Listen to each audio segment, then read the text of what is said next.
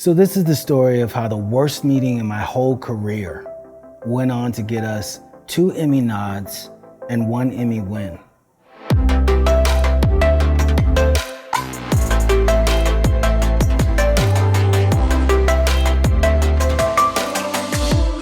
My name is Douglas Davis. I am the author of Creative Strategy and the Business of Design. I'm also a professor at New York City College of Technology, and I'm chief strategist and principal designer of the Davis Group, LLC. This was the idea.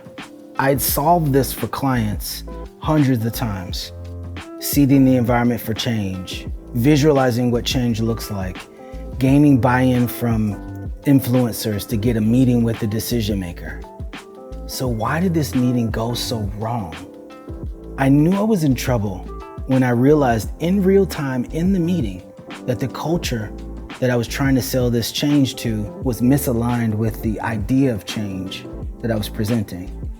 And the influencer who got us the meeting was with me until he read the room, and then he wasn't. And I gotta be honest, my confidence was shaken. I went into this room to present a bold vision for change, but this time, this vision for change was too aspirational, too big for them to understand, and I couldn't sell it with language and decks. So I knew I needed to show this visual idea, put it out in the world, then let the results speak for themselves. And I left that meeting without the buy-in that we intended to get. And that buy-in also came with resources that we didn't have. And so we did it ourselves. Nights, weekends, with our own resources. And we were able to come up with an idea and polish it to the point that we could actually show this idea in context. This was exactly what they needed, but they didn't know how it was gonna help them drive the business.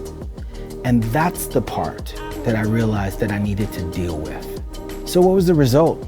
Well, our project went on to receive 5 official selections to film festivals and win 15 awards, including 2 Emmy nominations and an Emmy.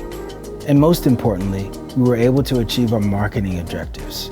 It was the idea because it addressed the business problem. And oftentimes, where we get confused as creative people is we don't remember that we're being asked to address business and marketing objectives with creativity. If I had to define creative strategy, it would be a set of processes, lenses, and tools that helps you to organize the chaos, question the answers, and find insights that you can turn into executions. When you're presenting to decision makers beyond the creative team, just remember, give them the recommendation first, and then justify how the idea hits the business objectives.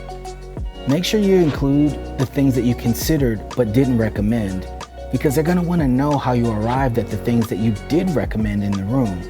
And giving them that insight and helping them to see from your perspective will help them to buy into your idea. So creative leaders, just remember that the reason why you're in the room is to, number 1, solve a business problem with creativity.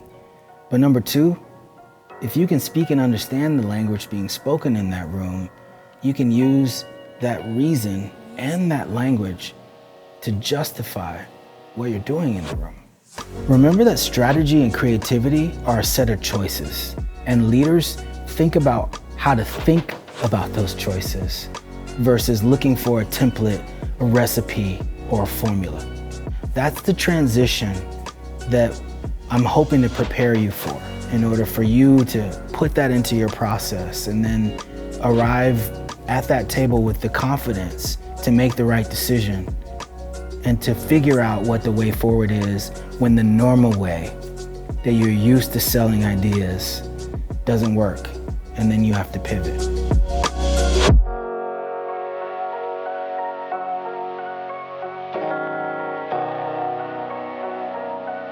Music Vine.